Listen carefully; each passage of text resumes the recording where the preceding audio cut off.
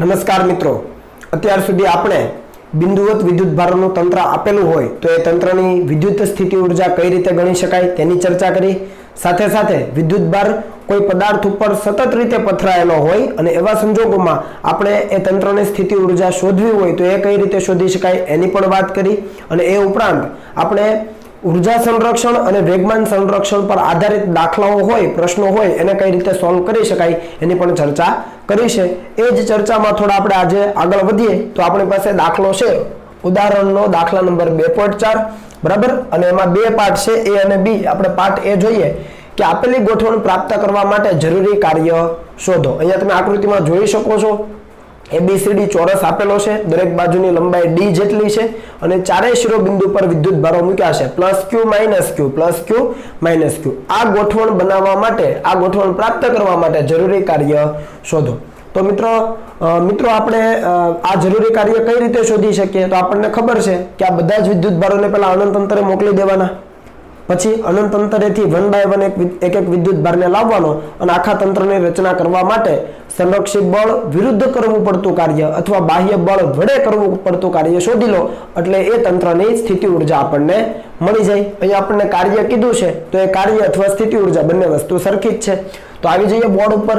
Okay, આપણે સંરક્ષિત બળ વડે થતું કાર્ય શોધવું હોય તો આપણે કાર્ય ઉર્જા પ્રમેયનો ચર્ચા કરેલી અને એની અંદર આપણે શોધેલું કે ભાઈ સંરક્ષિત બળ વડે થતું કાર્ય છે એ કેટલું હોય તો કે એ તંત્રની સ્થિતિ ઉર્જાનો જે ફેરફાર હોય એના ઋણ મૂલ્ય બરાબર હોય. બરાબર, આવું એક સૂત્ર લીધેલું, યાદ કરો, આટલું યાદ છે બરાબર. એટલે WFE સંરક્ષિત બળ વડે થયેલું કાર્ય એ સ્થિતિ ઉર્જાનો જે ફેરફાર છે, આ માઇનસ અહીંયા આપી દો તો એના ઋણ મૂલ્ય બરાબર.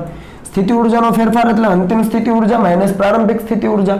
પણ ઓલરેડી અહીંયા આગળ માઇનસ છે તો પ્રારંભિક માઇનસ અંતિમ થઈ જાય બરાબર. અહીંયા કિંમત મૂકો અંતિમ માઇનસ પ્રારંભિક, પણ ઓલરેડી અહીંયા માઇનસ હોવાના કારણે ઉલટાઈ જાય પદ. ઓકે, હવે આ બધા જ વિદ્યુત ભારો શરૂઆતમાં અનંત અંતરે છે તો સ્થિતિ ઉર્જા કેટલી થાય? પ્રારંભમાં 0 થાય. તો પ્રારંભની સ્થિતિ ઉર્જા 0 માઇનસ એઝ ઇટ ઇઝ. અંતિમ સ્થિતિ ઉર્જા એટલે જ્યારે આ ગોઠવણ પ્રાપ્ત કરી લઈએ ત્યારે આ દરેક જે જોડ બને છે વિદ્યુત ભારને, આ 1 જોડ 2 જોડ 3 જોડ, ટૂંકમાં જેટલી જોડ બને છે તમામ જોડની સ્થિતિ ઉર્જાનો સરવાળો. ખ્યાલ આવે છે? તંત્રની કુલ ઉર્જા સ્થિતિ ઉર્જા એટલે શું? તંત્રની કુલ સ્થિતિ ઉર્જા એટલે શું? તો એ તમામ જેટલી જોડ બને છે એ તમામ જોડની સ્થિતિ ઉર્જાનો સરવાળો. તો આપણે જોઈએ કે આ વિદ્યુત ભારોની કેટલી જોડ બને છે તો આપણે જોઈએ કે અહીંયા બિંદુ A પર જે વિદ્યુત ભાર છે એની B સાથે જોડ બને, એની C સાથે અને એની D સાથે. તો જુઓ AB ની સ્થિતિ ઉર્જા, AC ની અને AD ની સ્થિતિ ઉર્જા. B માટે વાત કરીએ તો B ની A સાથે બને પણ એ ઓલરેડી આવી ગઈ છે તો રિપીટ કરવાની નથી. તો B ની C સાથે, B ની D સાથે. જુઓ B ની C સાથે, B ની D સાથે. અને C ની વાત કરીએ તો C ની D સાથે બને, બાકી રિપીટ થશે. એવી રીતે D ની જો જોડ લઈએ તો એ પણ રિપીટ થશે. આ વાત આપણે અગાઉ પણ કરી છે. તો આ બધી જ જોડની સ્થિતિ ઉર્જાનો સરવાળો એટલે અંતિમ સ્થિતિ ઉર્જા. ચાલો આવી જઈએ 0 એઝ ઇટ ઇઝ, માઇનસ પણ એઝ ઇટ ઇઝ. હવે જુઓ આ જે વિદ્યુત ભાર છે A ત્યાંથી B, આ A અને B ની જોડની સ્થિતિ ઉર્જા ગણો તો કેટલી થાય? તો ખાસ ધ્યાન રાખજો કે Q1 Q2 upon R બરાબર. કે Q1 Q2 upon R લેવાનું છે તો કે Q1 એટલે Q, Q2 એટલે માઇનસ Q સંજ્ઞા સાથે લેવાનો છે અને અપોન R, R એટલે બંને વચ્ચેનું અંતર D.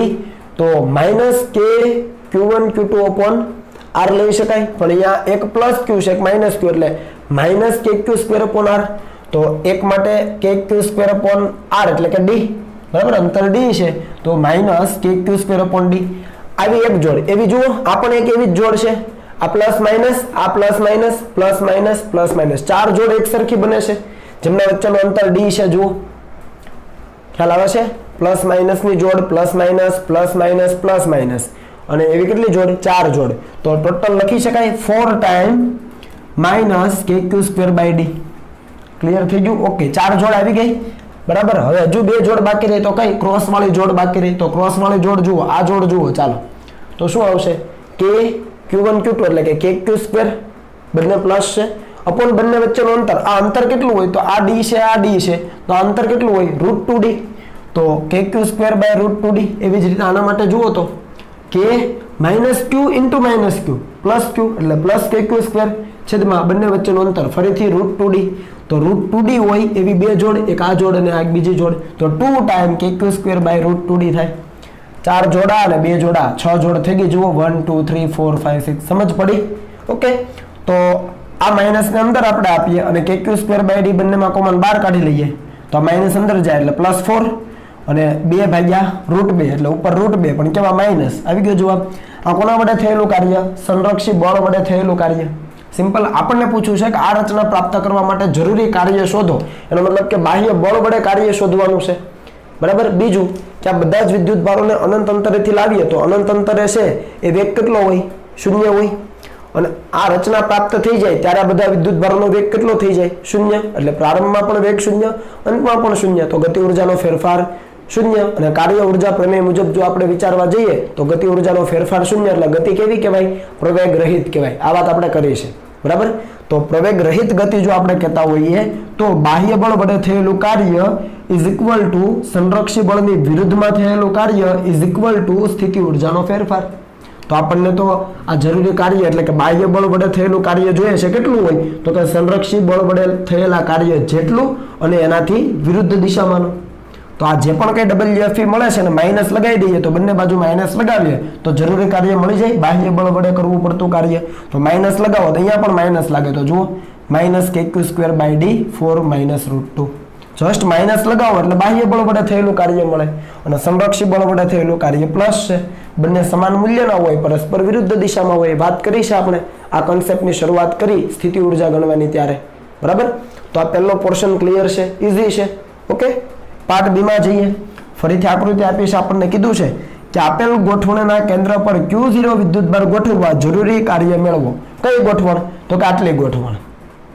આ ભૂલી જાઓ થોડી વાર. આટલી ગોઠવણ આપી છે, 4 વિદ્યુતભારોની ગોઠવણ જે ઉપર છે પ્લસ માઇનસ એ જ છે. જુઓ એ ગોઠવણ ઓલરેડી આપેલી છે અને હવે એના કેન્દ્ર ઉપર આ જે કેન્દ્ર છે ત્યાં Q0 વિદ્યુતભાર ગોઠવવો છે અહીંયા. તો આ Q0 વિદ્યુતભારને ગોઠવવા માટે જરૂરી કાર્ય એટલે કે આપણે બાહ્ય બળ વડે કરવું પડતું કાર્ય શોધવું છે. તો વિચારો આને ક્યાંથી લાવવાનો? તો કે અનંત અંતરેથી લાવવાનો. એટલે અનંત અંતરે સ્થિતિ ઉર્જા કેટલી પ્રારંભમાં? 0. અને જ્યારે અહીંયા લાવીએ ત્યારે અંતિમ સ્થિતિ ઉર્જા ગણવી પડે. તો ફરીથી કામ કરીએ. જુઓ સંરક્ષી બળ વડે થયેલું કાર્ય ઇઝ ઇક્વલ ટુ સ્થિતિ ઉર્જાનો ફેરફારનું ઋણ મૂલ્ય. ઉપર જેવું લીધું એ જ વસ્તુ અહીંયા છે. સૂત્ર યાદ રાખવાનું કીધું છે તમને. તો અંતિમ માઇનસ પ્રારંભિક મૂકો પણ આગળ ઓલરેડી માઇનસ છે તો ઉલટાઈ જાય. પ્રારંભિક માઇનસ અંતિમ થઈ જાય. ઓકે. પ્રારંભમાં કેટલી હતી? તો કે Q0 અનંત અંતરે હોય તો 0 થાય. આપણે જાણીએ છીએ minus as it is UF એટલે અંતિમ સ્થિતિ ઉર્જા. કોની? આખા તંત્રની નહીં. તંત્ર તો આપ્યું જ છે. આ ગોઠવણ 4 વિદ્યુતભારોને આપી જ છે અને ગોઠવણમાં Q0 ને લાવવાનો છે. તો માત્ર ને માત્ર Q0 ની સ્થિતિ ઉર્જા ધ્યાનમાં લેવાની, લોચો ન મારતા. બરાબર. તો Q0 ની સ્થિતિ ઉર્જા એટલે શું? અંતિમ સ્થિતિ ઉર્જા એટલે શું? તો કે Q0 ની બાકીના વિદ્યુતભારો સાથે જે પણ કઈ જોડ બને છે એ તમામ જોડની સ્થિતિ ઉર્જાનો સરવાળો. તો આપણે જોઈ લઈએ કે Q0 ની A સાથે બને, B સાથે, C સાથે ને D સાથે 4 જોડ બને. તો જુઓ Q0 ની A સાથેની જોડની સ્થિતિ ઉર્જા, B સાથેની જોડની સ્થિતિ ઉર્જા, એવી રીતે C અને D સાથે 4 જોડ બની ગઈ. 1 2 3 4. ઓકે. ચાલો બાકીના step as it is. Q0 ને એની વાત કરો. Q0 અને આ કેન્દ્ર છે તો શિરોબિંદુથી કેન્દ્ર સુધીનું અંતર સમાન હોય. આ બાજુ A, આ બાજુ પણ A. તો આ કેટલી થઈ? આ D અને આ D તો √2D. પણ અડધું કેટલું થાય?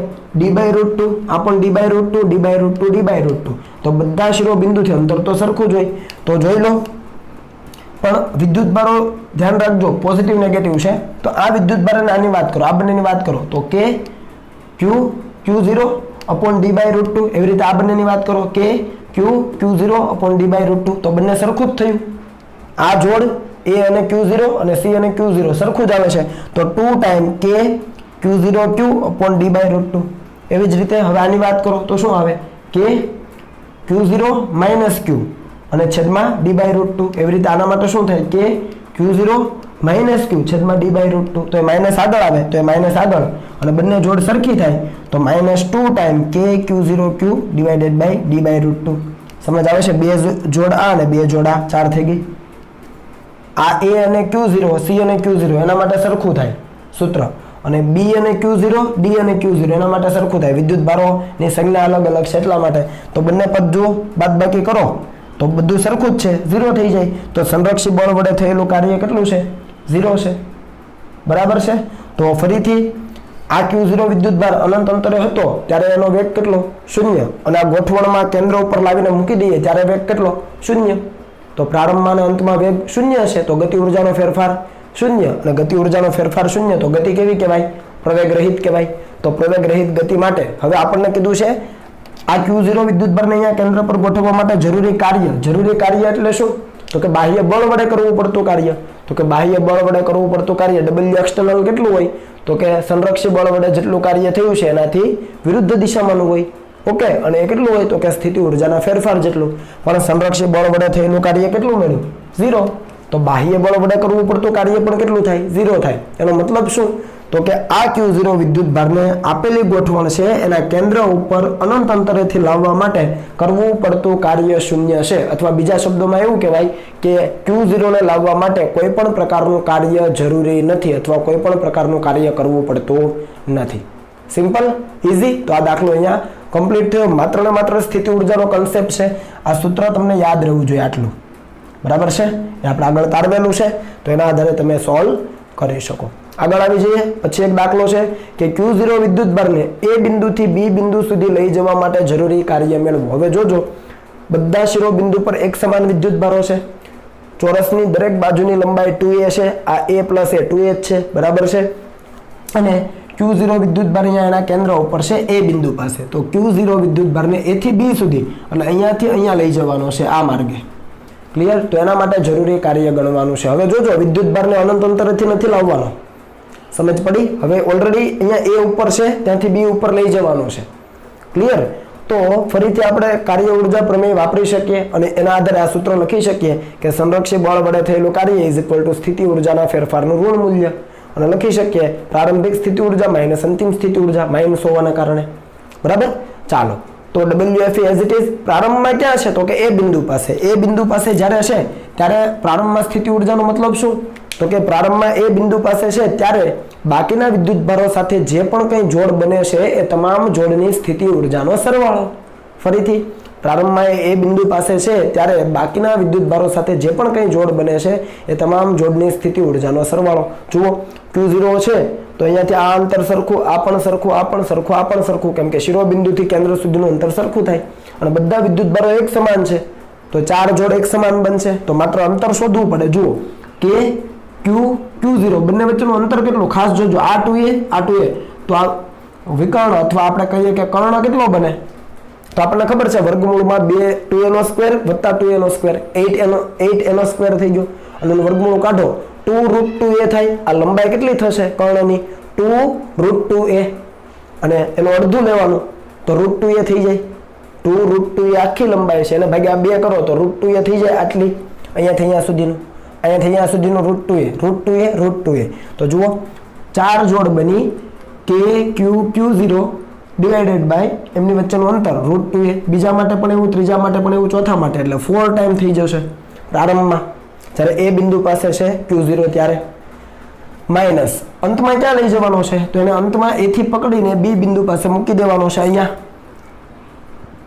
આ દિશામાં. બરાબર? હવે B બિંદુ પાસે આવે ત્યારે અંતિમ સ્થિતિ ઉર્જા એટલે B બિંદુ પાસે જ્યારે પડ્યો હોય અથવા ત્યાં મૂકીએ છીએ વિદ્યુતભારને ત્યારે બાકીના વિદ્યુતભારો સાથે જે પણ કંઈ જોડ બને છે એ તમામ જોડની સ્થિતિ ઉર્જાનો સરવાળો એટલે અંતિમ સ્થિતિ ઉર્જા. તો જુઓ, B છે ત્યાંથી A જેટલા અંતરે 2 વિદ્યુતભારો છે. અહીંયા Q0 લાવીને મૂકશો ને, આ Q0 અહીંયા આવશે એટલે ધાર લો કે હું લખી દઉં, અહીંયા Q0 આવી જાય. ચાલો, તો Q0 છે ત્યાંથી A જેટલા અંતરે કેટલા વિદ્યુતભારો? તો કે 2 વિદ્યુતભારો. તો એના માટે લખી શકાય, જુઓ, આ માઇનસ એઝ ઇટ ઇઝ. અને એના માટે શું બને? તો કે આ જોડ માટે બને Q0 ડિવાઇડેડ બાય A. બીજા માટે પણ એવું જ બને Q0 ડિવાઇડેડ બાય A. તો 2 ટાઈમ થઈ ગયું, 2 time Q0 Q by A. હવે બાકીના 2 વિદ્યુતભારથી એનું અંતર લેવું પડે તો આ અંતર કેટલું થાય? જુઓ, થોડું ત્રાસું છે પણ વ્યવસ્થિત તમે બનાવજો. ઓકે, સીધું અંતર કેટલું થાય અને એ રીતે આ અંતર કેટલું થાય? તો તમે જોઈ શકો કે આ બાજુ A, આ 2a, તો આ કર્ણ બને કેમ કે અહીંયા કાટખૂણો છે. તો A 2a એટલે વર્ગમૂળમાં 2a નો વર્ગ વત્તા a નો વર્ગ એટલે 5a નો વર્ગ. તો આ અંતર કેટલું થાય? √5a. આ પણ કેટલું થાય? આ A છે, આ 2a, તો આ કેટલું થાય? પાયથાગોરસ પ્રમેય મુજબ √5a. તો અંતર સરખા થયા અને જોડ પણ સરખી છે. જુઓ, Q0 તો 2 ટાઈમ ફરીથી થશે Q0 છેદમાં √5a અંતર. તો આને તમે સોલ્વ કરી શકો. બરાબર છે। અને આપણને કીધું છે કે વિદ્યુત ભારને A થી B સુધી લઈ જવા માટે જરૂરી કાર્ય એટલે કે બાહ્ય બળ વડે, આ તો સંરક્ષી બળ વડે થયેલું કાર્ય છે। તો ફરીથી એ બિંદુ પાસે પણ વેગ શૂન્ય હોય, જ્યારે વિદ્યુત ભાર ત્યાં પડ્યો હતો ત્યાંથી ઉઠાવીને B ઉપર મૂકીએ આપણે તો ફરીથી વેગ શૂન્ય છે B બિંદુ પાસે પણ, એટલે A અને B બંને બિંદુ પાસે પ્રારંભમાં અને અંતમાં વેગ શૂન્ય છે, તો ગતિ ઉર્જાનો ફેરફાર શૂન્ય, અને ગતિ ઉર્જાનો ફેરફાર શૂન્ય તો ગતિ કેવી? પ્રવેગ રહિત। તો ફરીથી પ્રવેગ રહિત ગતિ માટે બાહ્ય બળ વડે કરવું પડતું કાર્ય કેટલું હોય? તો કે સંરક્ષી બળ વડે જેટલું કાર્ય કરવું પડે છે એના એટલા મૂલ્યનું, એનાથી વિરુદ્ધ દિશામાંનું, અને એને એ કોને સમતુલ્ય છે? તો કે સ્થિતિ ઉર્જાના ફેરફારને સમતુલ્ય। ટૂંકમાં બાહ્ય બળ વડે તમારે કાર્ય ગણવું છે તો આ જે પણ કાર્ય મળ્યું છે એને આગળ માઇનસ લગાવી દો। અહીંયા માઇનસ લગાવો એટલે અહીંયા જમણી બાજુ પણ માઇનસ લાગે, તો પહેલું પદ માઇનસ થઈ જાય, બીજું કેવું થઈ જાય? આખું પદ પ્લસ થઈ જાય। સમજ પડે છે? બાહ્ય બળ વડે લેવું છે તો માઇનસ લખવું પડે, માઇનસ WFE કરો તો બરાબરની બંને બાજુ માઇનસ કરવા પડે, તો અહીંયા માઇનસ કરો તો પહેલું પદ માઇનસ અને આખું બીજું જે પદ છે એ પ્લસ થઈ જાય, એટલે તમે જાતે સોલ્વ કરી શકો। ક્લિયર? તો આ પ્રકારના દાખલાઓ તમને મિત્રો પરીક્ષાની અંદર પૂછી શકાય, એટલે ખૂબ કાળજી રાખીને તૈયારી કરજો। ઓકે, તો હવે તમે કોપી કરી લો અને પછી આપણે આગળ વધીએ।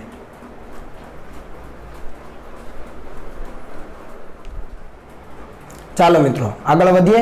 દાખલો છે આપણી પાસે અહીંયા, ખૂબ અગત્યનો છે કન્સેપ્ટ, ધ્યાન આપજો કે ક્યુ વિદ્યુત ભારને કેટલી ઊંચાઈથી મુક્ત કરતા તે તક્તીના કેન્દ્રને સ્પર્શે, પહેલો સવાલ। અને બીજો સવાલ કે ક્યુ વિદ્યુત ભાર તક્તીના કેન્દ્રથી કેટલી ઊંચાઈએ સંતુલનમાં રહે। અહીંયા એક હિન્ટ આપી છે કે sigma into Q divided by 2ε0 કેટલું લેવાનું છે? તો એ લેવાનું છે 2mg જેટલું। અહીંયા તમે આકૃતિમાં જોઈ શકો એક અવાહક તક્તી આપેલી છે જેના પરની વિદ્યુત ભારની પૃષ્ઠ ઘનતા એટલે કે વિદ્યુત ભારના છેદમાં ક્ષેત્રફળ, એને પૃષ્ઠ ઘનતા કહીએ છીએ આપણે, તો એ આપણને આપેલી છે q ના છેદમાં પાઈ r², જ્યાં r છે એ તક્તી છે એની ત્રિજ્યા છે અને q છે તક્તી પરનો કુલ વિદ્યુત ભાર છે કેપિટલ Q, બરાબર છે। અને એ તક્તીની અક્ષ ઉપર અમુક અંતરે q વિદ્યુત ભાર છે કે જેનું દળ છે m। તો અહીંયા આપણને સવાલ એવો કીધો છે કે આ જે q વિદ્યુત ભાર છે એને કેટલી ઊંચાઈથી મુક્ત કરતા તે તક્તીના કેન્દ્રને સ્પર્શે। તક્તીનું કેન્દ્ર અહીંયા છે તો અહીંયાથી કેટલી ઊંચાઈથી એને મુક્ત કરીએ તો જસ્ટ તક્તીના કેન્દ્રને સ્પર્શે। તો મિત્રો સૌથી પહેલા અહીંયા આપણે ચર્ચા કરીએ તો q વિદ્યુત ભાર છે એનું દળ છે, તો q વિદ્યુત ભારનું દળ છે એના કારણે એના પર બળ ક્યાં લાગે? તો આપણે કહીએ એનું વજન બળ લાગે ક્યાં? તો કે નીચે તરફ mg, બરાબર। બીજું કે અહીંયા તક્તી ઉપર પણ વિદ્યુત ભાર છે અને આ પોતે પણ વિદ્યુત ભાર છે જે તક્તીની અક્ષ ઉપર છે, તો બંને સજાતીય છે, આ q અને આ q, તો અપાકર્ષી બળ લાગે અને ક્યાં લાગે? તો તક્તીની અક્ષ ઉપર તક્તીને લંબ રૂપે દૂર તરફ, તો ઉપર તરફ બળ લાગે, તો અહીંયા આપણે લખીએ કેટલું બળ લાગે? આપણને ખબર છે q ઇન્ટુ E જેટલું, જ્યાં E કોનું વિદ્યુત ક્ષેત્ર? તો કે તક્તી વડે આપેલા બિંદુએ ઉદ્ભવતું વિદ્યુત ક્ષેત્ર, અને q કયો? તો કે આ q, ખ્યાલ આવે છે? વિદ્યુત ક્ષેત્ર તક્તીનું અને વિદ્યુત ભાર આ જે આપેલો છે એ, તો આ બંને બળ જુઓ, એક ઉપર તરફ છે એક નીચે તરફ છે, આપણને કીધું છે કે q વિદ્યુત ભારને કેટલી ઊંચાઈથી મુક્ત કરીએ તો એ તક્તીના કેન્દ્રને સ્પર્શે, ટૂંકમાં નીચે તરફ એને આવવાનું છે, તો એનો મતલબ એવો થાય કે mg છે એ qe કરતા વધારે હશે, mg વધારે છે એનો મતલબ કે હવે વિદ્યુત ભાર નીચે આવશે, નીચે આવશે અમુક અંતર સુધી એનો વેગ વધશે અને પછી શું થશે? આ બંને બળ છે એ ઇક્વલ થઈ જશે, ખ્યાલ આવે છે? અને પછી એનો વેગ ઘટતો ઘટતો ઘટતો શૂન્ય થશે અને માત્ર તક્તીના કેન્દ્રને એ સ્પર્શશે અને ફરીથી એ વિરુદ્ધ દિશામાં ગતિ કરવાનું શરૂ કરશે। ફરીથી રિપીટ કરું, mg વધારે હોય તો જે નીચે આવશે, qe ઓછું હોય અને mg વધારે હોય તો એ નીચે આવે, નીચે આવે એટલે વેગ વધતો જાય, બરાબર છે। અમુક સમય પછી આ અપાકર્ષી બળ લાગવાનું શરૂ થશે વિદ્યુત ભાર ઉપર અને અપાકર્ષી બળની અસર હેઠળ એ ઉપર જવાનું શરૂ કરશે, પણ એ પહેલા અહીંયા તક્તીના કેન્દ્રને સ્પર્શવો જોઈએ। આપણને એ શરત શોધવાની કીધી છે, તો ધારી લઈએ કે એ વિદ્યુત ભાર છે તક્તીના કેન્દ્રથી x જેટલા અંતરેથી પડે છે, એટલે x જેટલી ઊંચાઈથી પડે છે, કેટલી ઊંચાઈથી કીધું છે તો x આપણે શોધવાનું। ધારી લો કે x જેટલી ઊંચાઈથી એ પડે છે, મુક્ત પતન કરે છે અને જસ્ટ તક્તીના કેન્દ્રને સ્પર્શે છે, તો તમે વિચારો કે અહીંયા મુક્ત પતન કરે તો અહીંયા વેગ 0 અને જસ્ટ તક્તીના કેન્દ્રને સ્પર્શે એ વખતે પણ એનો વેગ કેવો હોય? શૂન્ય હોય, કેમ કે પછી તરત એ ઉપરની દિશામાં ગતિ શરૂ કરશે, પહેલા એ નીચે આવે પછી એ ઉપર જશે। તો અહીંયા આપણે ઉર્જા સંરક્ષણ લગાવી શકીએ મિત્રો, ધ્યાન આપો, શરૂઆતની સ્થિતિ ઉર્જા પ્લસ ગતિ ઉર્જા અને એવી જ રીતે અંતમાં સ્થિતિ ઉર્જા પ્લસ ગતિ ઉર્જા। ગતિ કોણ કરે છે? માત્ર ને માત્ર વિદ્યુત ભાર કરે છે, તો એની જ ગતિ ઉર્જા લઈશું આપણે। જુઓ, શરૂઆતમાં આ સ્થિતિ ઉર્જા લેવા માટે અહીંયા તમે જોઈ શકો કે અહીંયા બે બળ છે, એક ગુરુત્વ બળ છે અને એક વિદ્યુત બળ છે, બંને સંરક્ષી બળો છે. તો બંનેની સ્થિતિ ઉર્જા ધ્યાનમાં લેવાની, ભૂલ ન થાય. ગુરુત્વીય બળ પણ છે અને વિદ્યુત બળ પણ છે, બંને સંરક્ષી બળો છે, એટલે બંનેની સ્થિતિ ઉર્જા ધ્યાનમાં લેવાની. તો આને આપણે સંદર્ભ બિંદુ કહીએ, તકતીને, કેમ કે ઉર્જા લેવા માટે સંદર્ભ જોઈએ, તો આને આપણે સંદર્ભ કહીએ. તો આ કેન્દ્રથી x જેટલા અંતરે કોઈ દળ રહેલું હોય તો એની સ્થિતિ ઉર્જા mgh થાય. અહીંયા અંતર x છે તો mgx થાય. જુઓ, બરાબર છે. પ્લસ વિદ્યુત સ્થિતિ ઉર્જા કેટલી? તો x જેટલા અંતરે તકતીના કારણે વિદ્યુત સ્થિતિ ઉર્જાનું સૂત્ર તમને ગઈકાલે આપણે કરેલું છે, મેં તમને હોમવર્કમાં આપેલું. સિગ્મા q છેદમાં 2 એપ્સિલોન 0 કૌંસમાં અંડર રૂટમાં r² + x² - x. તો આ બંને સ્થિતિ ઉર્જા આવી ગઈ, એક ગુરુત્વ બળની પણ આવી ગઈ, આ વિદ્યુત બળની પણ આવી ગઈ. આ plus as it is kinetic energy. શરૂઆતમાં તો મુક્ત કરીએ છીએ વિદ્યુત ભારને, ગતિ ઉર્જા કેવી હોય? શૂન્ય, કારણ કે વેગ શૂન્ય, તો શૂન્ય. સ્થિતિ ઉર્જા લો, સ્થિતિ ઉર્જા ક્યાં લેવાની છે હવે? તો કે હવે તકતીના કેન્દ્રને સ્પર્શે. જેવો તકતીના કેન્દ્રને સ્પર્શા x ઘટીને શૂન્ય થઈ જાય, x શૂન્ય થઈ જાય તો આ બંને પદ 0, r² અને એનું અંડર રૂટ, તાર જ બચે. તો સિગ્મા q/2 એપ્સિલોન 0 × r છે. જુઓ, અને તકતીના કેન્દ્રને જસ્ટ સ્પર્શે ત્યારે આ જે ગુરુત્વીય સ્થિતિ ઉર્જા x તો 0 થઈ જાય એટલે આ પણ 0 થઈ જાય. સમજ પડી? તો એની વાર્તા પૂરી. હવે ગતિ ઉર્જામાં આવો. ગતિ ઉર્જા અહીંયા કેટલી થાય? વેગ શૂન્ય કીધો તો અંતિમ ગતિ ઉર્જા પણ શૂન્ય. ક્લિયર થયું? ઓકે, એટલે બંનેની સ્થિતિ ઉર્જા ધ્યાનમાં લેવાની. શરૂઆતમાં ગતિ ઉર્જા પ્રારંભમાં શૂન્ય છે, અંતમાં અહીંયા તકતીને સ્પર્શે કેન્દ્રને તો x 0 થાય, તો બધે x 0 મૂકી દો તો આટલું જ પદ બચે, આવી ગયું છે. અને ફરીથી સ્પર્શે એટલે અંતિમ ગતિ ઉર્જા પણ શૂન્ય. અને આને સોલ્વ કરવા અહીંયા સિગ્મા q/2 એપ્સિલોન 0, અહીંયા પણ સિગ્મા q/2 એપ્સિલોન 0, આ પદને પેલી તરફ લઈ જાઓ અને સિગ્મા q/2 એપ્સિલોન 0 ની જગ્યાએ 2mg મૂકો અને x માટે સોલ્વ કરો. અહીંયા પણ x છે, ભૂલી ન જતા. x માટે સોલ્વ કરો, બંને બાજુ mg કેન્સલ થશે, બરાબર? કેમ કે અહીંયા 2mg આવશે ને, આ પદ પેલી તરફ જશે પછી. ઓકે, તો એ રીતે તમે ગણતરી કરશો એટલે x ની કિંમત મળશે 4r/3. એ તમારા ઉપર છોડું છું, બરાબર? એ હોમવર્ક કરવાનું છે તમારે. 4r/3 એટલે તકતીના કેન્દ્રથી 4r/3 જેટલા અંતરેથી અથવા એટલી ઊંચાઈથી મુક્ત કરીએ તો એ વિદ્યુત ભાર તકતીના કેન્દ્રને સ્પર્શે. ઓકે, બીજો સવાલ શું જોઈએ કે q વિદ્યુત ભાર એ તકતીના કેન્દ્રથી કેટલી ઊંચાઈએ સંતુલનમાં રહે? તો સંતુલન માટેની શરત આપણને ખબર છે, એના ઉપર લાગતું પરિણામી બળ કેવું થવું જોઈએ? શૂન્ય. તો તમે જુઓ, સંતુલન માટે પરિણામી બળ F net = 0 અને આ બંને સંરક્ષી બળો છે. વિદ્યુત બળ પણ સંરક્ષી છે, ગુરુત્વ બળ પણ સંરક્ષી છે. તો સંરક્ષી બળો માટે -du/dx લખી શકાય. F = -du/dx. એ કેવું થવું જોઈએ? 0. કારણ કે સંતુલન માટે પરિણામી બળ 0, તો એનો મતલબ કે du/dx પણ 0. માઇનસ નિશાની તો આપણા સૂત્રના કારણે આવે છે. તો is equal to as it is મૂકો અને આ માઇનસ પણ એઝ ઇટ ઇઝ, d/dx પણ એઝ ઇટ ઇઝ. તંત્રની સ્થિતિ ઉર્જા ગણો. ક્યારે? જ્યારે સંતુલનમાં રહેવાનું છે ત્યારે. ધારો લો કે x જેટલા અંતરે સંતુલનમાં રહેશે, બીજું કોઈ અંતર x, બરાબર? આ બંને x સરખા નથી, ખ્યાલ આવે છે? બીજું કોઈ અંતર x લઈએ, ધારો લો કે આ અંતરે સંતુલનમાં રહેશે. સપોઝ અહીંયા હું લઈ લઉં x'. કેન્દ્રથી x' જેટલા અંતરે સંતુલનમાં રહે તો અહીંયા આપણે શું કરવું પડે? d/dx', d/dx', તો x' મળી જાય. તો અહીંયા આપણે શું કરવું પડે? x' વર્ગ અને અહીંયા x'. સમજાય છે? અહીંયા પણ x' અલગ પાડવા માટે ખાલી કર્યું છે. ધારો લો કે કેન્દ્રથી x' જેટલા અંતરે સંતુલનમાં રહે તો પરિણામી બળ શૂન્ય થવું જોઈએ. તો પરિણામી બળ શૂન્ય થાય એનો મતલબ કે du/dx' પણ શૂન્ય થવું જોઈએ, બરાબર? તો d/dx' અને સ્થિતિ ઉર્જા ગણી લો x' જેટલા અંતરે. તો x' જેટલા અંતરે હોય તો mgx' પ્લસ વિદ્યુત સ્થિતિ ઉર્જા એ ઓલરેડી અહીંયા આપણે આપેલી છે, x ની જગ્યાએ x' લખી દેવાનું, આવી જાય. આનું તમે વિકલન કરો, બરાબર? અને એનો જવાબ લાવો તો તમને x' મળી જશે r/√3. કેટલું મળશે? r/√3. ટૂંકમાં તકતીના કેન્દ્રથી r/√3 અંતરે એ વિદ્યુત ભાર છે એ સંતુલનમાં રહેશે. ક્લિયર? આ મેથેમેટિક્સના વિદ્યાર્થીઓ માટે ઈઝી પડે, બાયોલોજીના વિદ્યાર્થીને તકલીફ પડશે, એટલા માટે આપણે અલ્ટરનેટ મેથડ પણ લીધી છે કે જે બિંદુએ સંતુલન હોય, જે બિંદુએ સંતુલિત અવસ્થા આવે ત્યાં શું થાય? નીચે તરફનું mg અને ઉપર તરફનું qe બંને બળો સમાન મૂલ્યના પરસ્પર વિરુદ્ધ દિશામાં ના થાય. તો બંનેના મૂલ્યો સમાન, qe ઉપર તરફ છે આકૃતિમાં, mg નીચે છે, બંને સમાન થાય ત્યારે એ વિદ્યુત ભાર સંતુલિત અવસ્થામાં આવી જાય, બરાબર? તો q એઝ ઇટ ઇઝ અને e કોનું? તો કે આ તકતીનું, અને તકતીનું એની અક્ષ ઉપર વિદ્યુત ક્ષેત્રનું સૂત્ર આપણે તારવેલું, વિદ્યુત ક્ષેત્રનું. વિદ્યુત ક્ષેત્રનું સૂત્ર હતું સિગ્મા અપોન 2 કૌંસમાં 1 માઇનસ એક્સ છેદમાં આર ડેશ પ્લસ એક્સ એક્સના છેદમાં વર્ગમૂળમાં R square plus X square અને અહીંયા એમ જી તો છે જ sigma upon epsilon 0 into Q sigma upon epsilon 0 into Q 2mg અહીંયા મૂકો mg કેન્સલ થાય અને ફરીથી સોલ્વ કરો.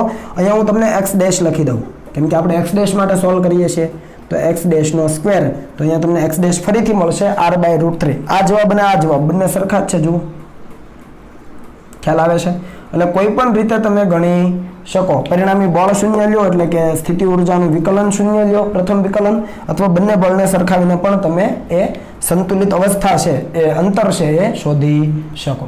ક્લિયર? તો મેથેમેટિક્સ વાળા માટે ઈઝી છે પણ બાયોલોજીના મિત્રો આ સૂત્રનો ઉપયોગ કરીને પણ જવાબ લાવી શકે. બંને જવાબ સરખા જ મળે. ક્લિયર? ઓકે, તો આ રીતે આ દાખલાને સોલ્વ કરી લીધો છે આપણે અને હવે આગળ વધીએ તો દાખલો છે આપણી પાસે સ્વાધ્યાયનો દાખલા નંબર 2.19. રકમ કંઈક આ પ્રમાણે છે. જોઈએ કે જો H2 અણુમાંથી એક ઇલેક્ટ્રોનને દૂર કરવામાં આવે તો આપણને હાઇડ્રોજન આણ્વીય આયન H2+ મળે. આપણે જાણીએ છીએ કે ભાઈ H2 અણુ છે કેટલા ઇલેક્ટ્રોન કેટલા પ્રોટોન તો કે 2 ઇલેક્ટ્રોન 2 પ્રોટોન બરાબર છે. એમાંથી એક ઇલેક્ટ્રોન દૂર કરી દઈએ. એક ઇલેક્ટ્રોન દૂર કરી દઈએ તો હવે કેટલા ઇલેક્ટ્રોન? એક ઇલેક્ટ્રોન અને પ્રોટોન કેટલા? 2. પ્રોટોન દૂર ન થાય એટલે એક ઇલેક્ટ્રોન દૂર કર્યા પછી એક ઇલેક્ટ્રોન બચ્યો અને 2 પ્રોટોન બચ્યા તો આપણને H2+ આયન મળે. જાણીએ છીએ. હવે શું કીધું છે? H2+ ની ધરા સ્થિતિમાં 2 પ્રોટોન વચ્ચેનું અંતર 1.5 એંગસ્ટ્રોમ છે. 1 એંગસ્ટ્રોમ એટલે 10⁻10 મીટર તો અહીંયા આપ્યું છે 1.5 એંગસ્ટ્રોમ એટલે કે 1.5 ગુણ્યા 10⁻10 મીટર તથા ઇલેક્ટ્રોનનું દરેક પ્રોટોનથી અંતર એટલે ઇલેક્ટ્રોનનું એક પ્રોટોનથી ઇલેક્ટ્રોનનું બીજા પ્રોટોનથી અંતર 1 એંગસ્ટ્રોમ છે એ પણ આપ્યું છે. તો આ તંત્રની સ્થિતિ ઉર્જા ગણો અને બીજો સવાલ પૂછ્યો છે કે સ્થિતિ ઉર્જા શૂન્ય લેવા માટે તમારી પસંદગી જણાવો. તો શરૂઆતથી આપણે ગણીએ તો H2 અણુ હોય એમાંથી એક ઇલેક્ટ્રોન દૂર કરી દો તો હવે કેટલા પ્રોટોન તો કે 2 પ્રોટોન. જુઓ H+ એટલે પ્રોટોન જ છે. વાત કરી છે આપણે ન્યુક્લિયસ નામના ચેપ્ટરમાં. તો એના પરનો વીજભાર +E. ઓકે, બંને વચ્ચેનું અંતર આપ્યું છે 2 પ્રોટોન વચ્ચેનું 1.5 એંગસ્ટ્રોમ. પછી હવે એક જ ઇલેક્ટ્રોન બચ્યો કારણ કે એક દૂર થઈ ગયો તો ઇલેક્ટ્રોનનું દરેક પ્રોટોનથી અંતર 1 એંગસ્ટ્રોમ એટલે અહીંયા ઇલેક્ટ્રોન લઈએ તો એક પ્રોટોનથી 1 એંગસ્ટ્રોમ બીજા પ્રોટોનથી પણ 1 એંગસ્ટ્રોમ અને ઇલેક્ટ્રોન પરનો વીજભાર -E. તો અહીંયા નામ આપી દઈએ Q1 Q2 Q3. એક -E છે અને 2 પોઝિટિવ E છે. અંતરો આપણી પાસે છે રકમ મુજબ. તો આ પરિસ્થિતિ બનાવી શકાય. આ તંત્ર બની ગયું વિદ્યુત ભારોનું. 3 વિદ્યુત ભારનું તંત્ર થયું. એક તો નીકળી ગયો છે ઇલેક્ટ્રોન બરાબર છે. તો કીધું છે કે આ તંત્રની સ્થિતિ ઉર્જા ગણો. આ તંત્રની સ્થિતિ ઉર્જા એટલે તો કે આની અંદર જેટલી પણ જોડ છે એ તમામ જોડની સ્થિતિ ઉર્જાનો સરવાળો. ઓકે, તો આપેલ તંત્રની સ્થિતિ ઉર્જા ગણવા આપણે કુલ સ્થિતિ ઉર્જા U કહીએ તો જેટલી જોડ બને છે એની સ્થિતિ ઉર્જાનો સરવાળો. કેટલી જોડ? જુઓ, એકની 2 સાથે એકની 3 સાથે તો U12 અને U13. પછી બીજાનો વારો બીજાની પહેલા સાથે પણ આવી ગઈ રિપીટ કરવાની નહીં તો બીજાની ત્રીજા સાથે લખવી પડે. પછી ત્રીજાની પહેલા સાથે છે ત્રીજાની બીજા સાથે છે તો પહેલાની બીજા સાથે પહેલાની ત્રીજા સાથે અને બીજાની ત્રીજા સાથે આવી ગઈ 3 જોડ બને. તો ત્રણેયની સ્થિતિ ઉર્જા લખી શકાય. કયું સૂત્ર? K Q1 Q2/R. કેમ? કારણ કે આ બધા બિંદુવત વિદ્યુત ભારો છે. ઇલેક્ટ્રોન પ્રોટોન બધા બિંદુવત વિદ્યુત ભારો છે તો લખી શકાય. તો U12 માટે બોલો ચાલો.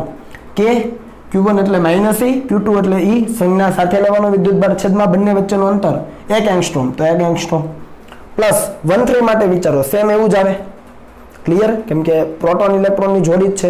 હવે પ્રોટોન માટે વિચારો તો એના માટે K E છેદમાં બંને વચ્ચેનું અંતર 1.5 એંગસ્ટ્રોમ. કેની કિંમત જાણો છો? 9 × 10⁹. એની કિંમત જાણો છો 1.6 × 10⁻19 અને એંગસ્ટ્રોમ એટલે 10⁻10 મીટર. અહીંયા આવશે 10⁻10 અહીંયા 10⁻10 અહીંયા આવે 1.5 × 10⁻10.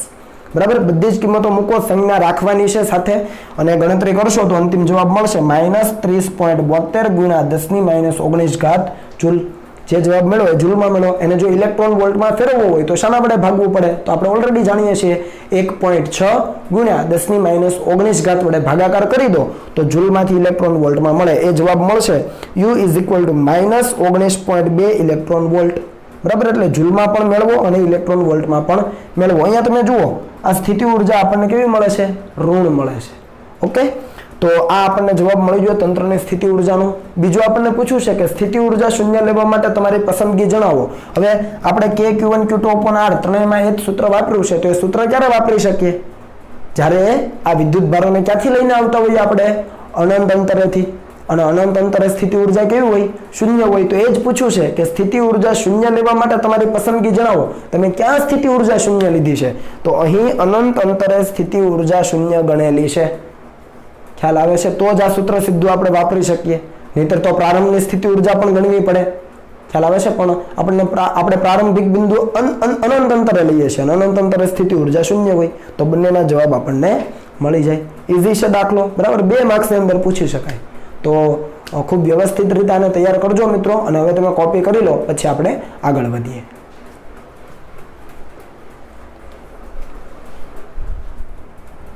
ચાલો મિત્રો આગળ વધીએ. સ્વાધ્યાયનો દાખલા નંબર 2.18 રકમ તમે ટેક્સ્ટ બુકમાં જોતા જજો, બરાબર.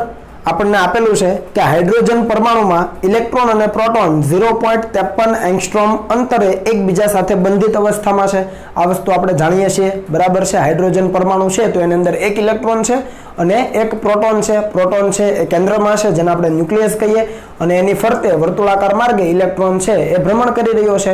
તો પ્રોટોનથી ઇલેક્ટ્રોન સુધીનું અંતર આપણને આપેલું છે 0.53 એંગસ્ટ્રોમ, અને એ એકબીજા સાથે બંધિત અવસ્થામાં છે, બરાબર. કેમ કે એની કુલ ઉર્જા કેવી છે? ઋણ છે. આપણે સાબિત કરીશું અહીંયા, અને આપણે આગળ જોયેલું પણ છે પરમાણુ નામના ચેપ્ટરમાં. ક્લિયર?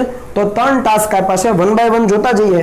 પહેલું કીધું છે કે ઇલેક્ટ્રોન અને પ્રોટોન વચ્ચેના અનંત અંતર માટે સ્થિતિ ઉર્જા શૂન્ય લઈને આ તંત્રની સ્થિતિ ઉર્જાનો ઇલેક્ટ્રોન વોલ્ટમાં અંદાજ કરો. શું કીધું છે? ઇલેક્ટ્રોન અને પ્રોટોન વચ્ચેના અનંત અંતર માટે સ્થિતિ ઉર્જા શૂન્ય. ટૂંકમાં અનંત અંતરે ઇલેક્ટ્રોન અને પ્રોટોન જ્યારે હોય ત્યારે સ્થિતિ ઉર્જા શૂન્ય ગણી લો, અને પછી બંનેને એકબીજાની નજીક લાવીને, કેટલા નજીક? તો કે 0.53 એંગસ્ટ્રોમ અંતરે નજીક લાવીને હાઇડ્રોજન પરમાણુની રચના કરવા માટે જરૂરી સ્થિતિ ઉર્જાની ગણતરી ઇલેક્ટ્રોન વોલ્ટમાં મેળવો. તો પહેલું અહીંયા જોઈએ કે અનંત અંતરે સ્થિતિ ઉર્જા શૂન્ય લઈ લઈએ, બરાબર. અને પછી જો આપણે ઇલેક્ટ્રોન અને પ્રોટોનના તંત્રની સ્થિતિ ઉર્જા ગણીએ તો શું થાય? તો ખરેખર સ્થિતિ ઉર્જા થાય અંતિમ સ્થિતિ ઉર્જા માઇનસ પ્રારંભિક, પણ પ્રારંભિક તો અનંત અંતરે છે, ત્યાં શૂન્ય હોય, તો જે પણ કઈ છે અંતિમ બચે તો એ કઈ રીતે અપાય? તો કે K Q1 Q2 R. આ સૂત્ર કેમ વાપર્યું? કારણ કે પ્રોટોન અને ઇલેક્ટ્રોન બંને બિંદુવત વિદ્યુત ભારો છે, તો બિંદુવત વિદ્યુત ભારો માટે આ સૂત્ર વાપરી શકાય. અને એની અંદર કિંમતો મૂકીએ તો K અચળ છે, 9 × 10⁹. સ્થિતિ ઉર્જાનું સૂત્ર હશે એટલે Q1 અને Q2 સંજ્ઞા સાથે મૂકવાના. તો Q1 એટલે ઇલેક્ટ્રોન પરનો વીજભાર નેગેટિવ આવે, -1.6 × 10⁻19 કુલમ, અને એવી રીતે પ્રોટોન માટે પોઝિટિવ આવે. અને બંનેને કેટલા અંતરે લાવવાના છે? 0.53 એંગસ્ટ્રોમ. તો 0.53 અને એંગસ્ટ્રોમ એટલે 10⁻10. તો આને તમે ભાગાકાર કરો અને જવાબ લાવો તો તમને સ્થિતિ ઉર્જાની કિંમત મળે -43.47 16 × 10⁻19 જૂલ. અને જો ઇલેક્ટ્રોન વોલ્ટમાં ફેરવવા હોય તો ભાગ્યા 1.6 × 10⁻19 કરી દો, એટલે તમને ઇલેક્ટ્રોન વોલ્ટમાં મળે -27.16 ઇલેક્ટ્રોન વોલ્ટ. તો આટલી છે એ ઇલેક્ટ્રોન અને પ્રોટોનના તંત્રની સ્થિતિ ઉર્જા થાય કે જ્યારે બંનેને કેટલા અંતરે ગોઠવવામાં આવે? 0.53 એંગસ્ટ્રોમ અંતરે ગોઠવવામાં આવે ત્યારે. સિમ્પલ. ઓકે. તો પહેલો દાખલો પહેલો ટાસ્ક કમ્પ્લીટ છે. ટાસ્ક નંબર 2 પાર્ટ બી શું કીધું છે કે ઇલેક્ટ્રોનને મુક્ત કરવા માટે કેટલું લઘુત્તમ કાર્ય કરવું પડે, બરાબર. ઇલેક્ટ્રોનને મુક્ત કરવો છે મીન્સ કે ઇલેક્ટ્રોન છે એ પ્રોટોનના આકર્ષણ બળથી જકડાયેલો છે, તો એને મુક્ત કરવા માટે એને કેટલું કાર્ય કરવું પડે, ટૂંકમાં એને બહારથી કેટલી ઉર્જા આપવી પડે. ઓલરેડી આપણે ગણેલી છે. આયનીકરણ ઉર્જા યાદ છે, +13.6 ઇલેક્ટ્રોન વોલ્ટ. આપણે અહીંયા ગણીશું, પણ આ તો હું જસ્ટ તમને યાદ અપાવું છું કે આટલું કંઈક છે. તો આપણને એ પૂછ્યું છે અને સાથે કીધું છે કે તેની કક્ષામાંની ગતિ ઉર્જા એ એમાં મળેલી સ્થિતિ ઉર્જા કરતા અડધી છે એવું આપેલું છે.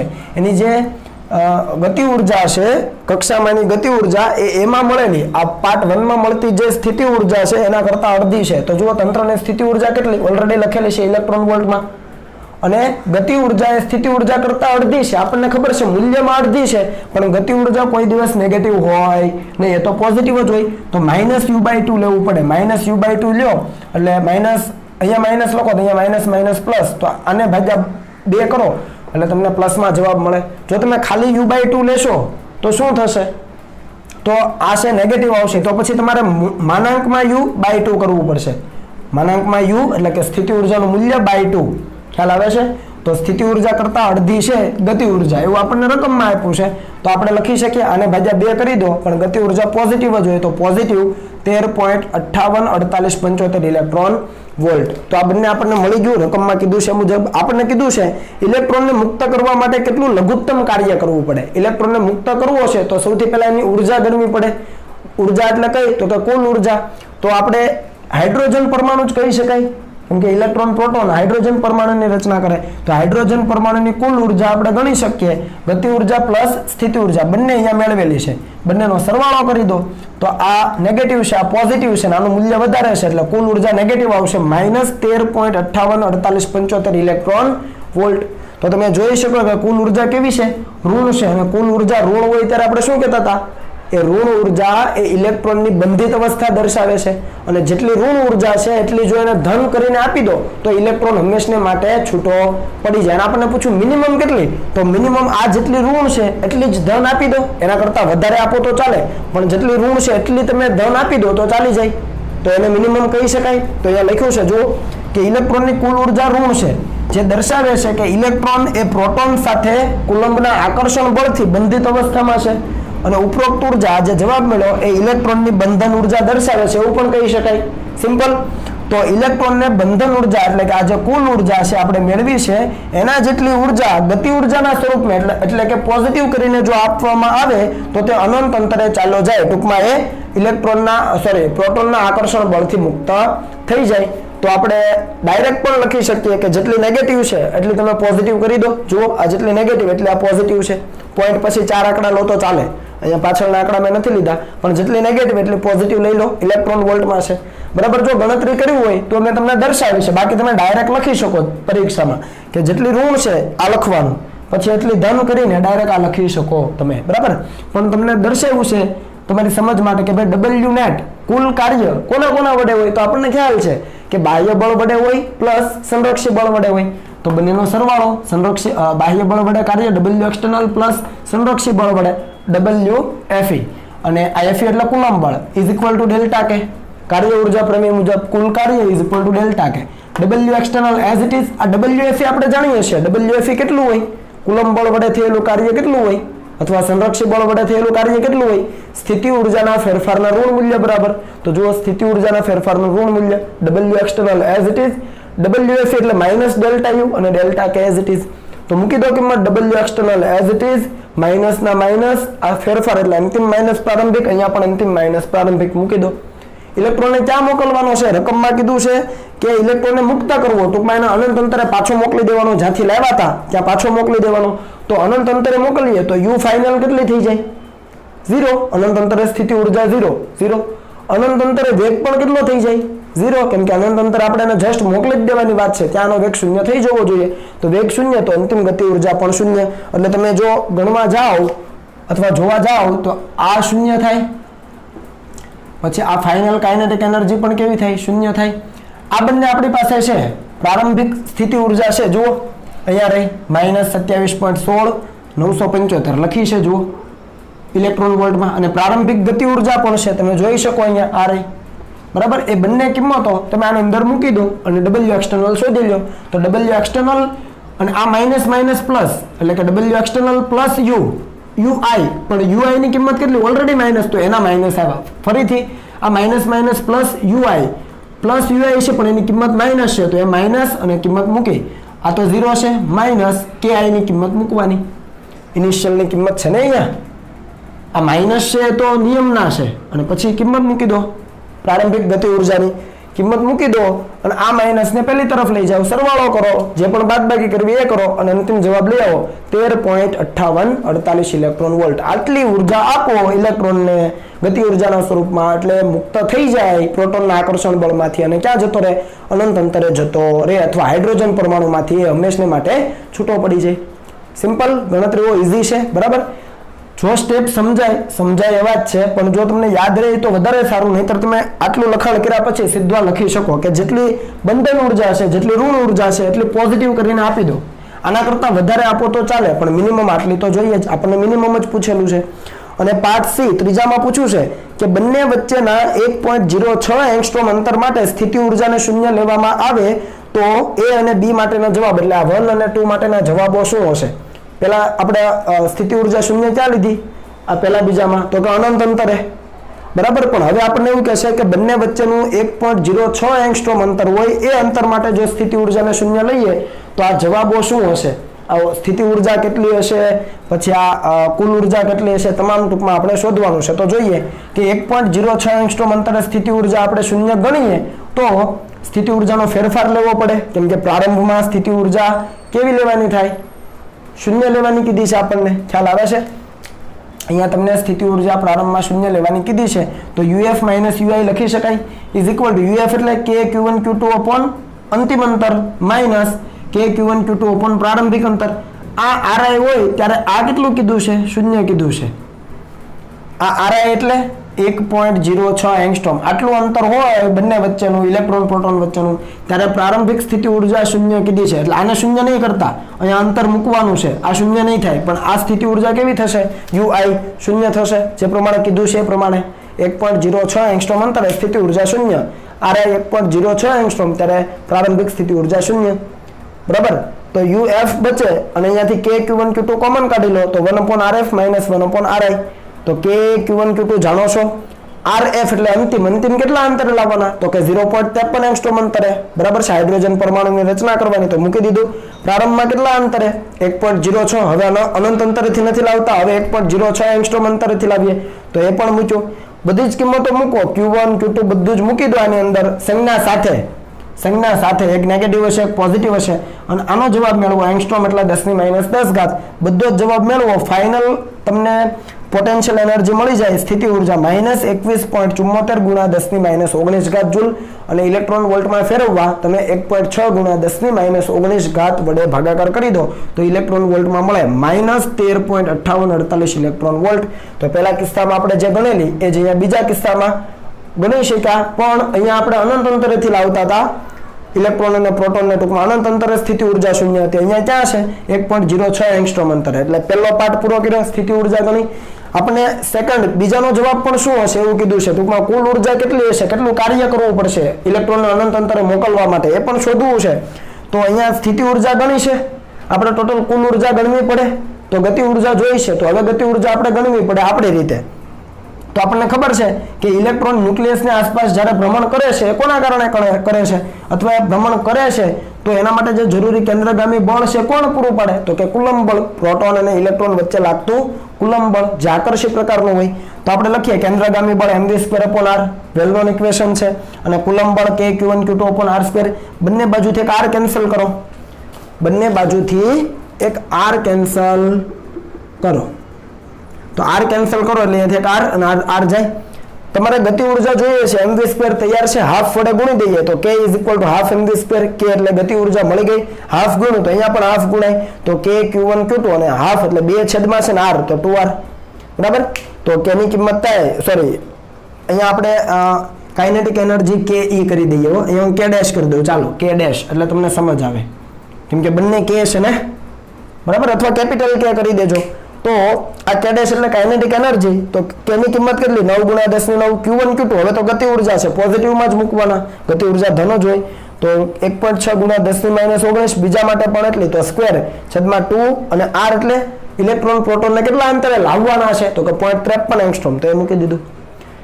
જવાબ લાવો તો અંતિમ જવાબ મળે 21.74 × 10⁻19 જૂલ, અને ઇલેક્ટ્રોન વોલ્ટમાં લાવવા 1.6 × 10⁻19 વડે ભાગાકાર કરી દો તો ઇલેક્ટ્રોન વોલ્ટમાં મળે ગતિ ઉર્જા = 13.5848 ઇલેક્ટ્રોન વોલ્ટ. તો આપણે કુલ ઉર્જા ગણવી પડે, જેવી રીતે આપણે અહીંયા ગણતા હતા એવી રીતે કુલ ઉર્જા ગણવી પડે. તો કુલ ઉર્જા ગણો, ગતિ ઉર્જા પ્લસ સ્થિતિ ઉર્જા, અહીંયા k ડેશ લખવાનું થાય. બરાબર, આ બંને કેમાં લોચો ન થાય એટલે આપણે ફેરવું છે, તમારે સમજવાનું. તો બંનેનો સરવાળો કરો, અહીંયા ગતિ ઉર્જા છે, અહીંયા સ્થિતિ ઉર્જા છે, જુઓ એક પોઝિટિવ બીજી નેગેટિવ, આંકડાઓ સરખા જ છે તો 0 થઈ જાય, સરવાળો 0 થઈ ગયો. એનો મતલબ કે ઇલેક્ટ્રોનને જો તમારે પરમાણુમાંથી મુક્ત કરી દેવો છે તો કેટલી લઘુત્તમ ઉર્જા આપવી પડે, તો કે કોઈ પણ પ્રકારની ઉર્જા આપવી પડે નહીં, કેમ કે જવાબ 0 છે. તો લખી શકાય કે ઇલેક્ટ્રોન અને પ્રોટોન બંધનમાં નથી. બંધનમાં ક્યારે હોય, જ્યારે ઉર્જા કેવી હોય, ઋણ હોય. બરાબર, પણ અહીંયા તો ઉર્જા 0 છે, એનો મતલબ કે ઇલેક્ટ્રોન અને પ્રોટોન બંધનમાં નથી, અને એટલા માટે ઇલેક્ટ્રોનને મુક્ત કરવા માટે કોઈ પણ પ્રકારનું કાર્ય કરવું પડે નહીં. ઓકે, તો આ પ્રમાણે આ દાખલો મિત્રો આપણે સોલ્વ કરી શકીએ. આ ખૂબ અગત્યનો દાખલો છે, બરાબર છે. ખૂબ લેન્ધી પણ લાગે છે, પણ કન્સેપ્ટ બહુ ઇઝી છે. ઓકે, તો આને પ્રેક્ટિસ કરજો મિત્રો. અને રકમ છે ટેક્સ્ટબુકમાંથી પહેલાં કોપી કરી લેજો અને ત્યાર પછી આને લખજો, એટલે તમને કન્સેપ્ટ વધારે ક્લિયર થાય. ઓકે, અને કોઈ પણ જગ્યાએ તમને સમજ ન પડી હોય તો પાછું મને પૂછી લેજો. તો હવે તમે આને કોપી કરી લો અને હવે આપણે મળીશું નેક્સ્ટ ટાઈમ.